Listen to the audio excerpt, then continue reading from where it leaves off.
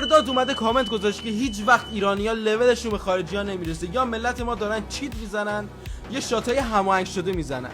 ببین مثلا کار ندارم به خودم بی‌احترامی کردی، ولی نباید به ایرانی و مردمم بی‌احترامی کنی، چون هیچ وقت نمیبخشم.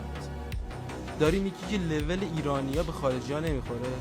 ببین سر این حرف دیگه شاتی میزنم که تا 100 سال دیگه هیچ کسی جز ایرانی‌ها نتونن بزنن.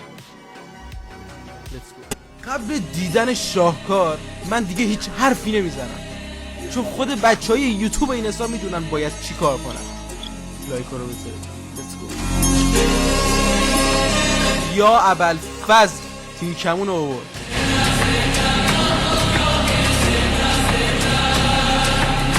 بابا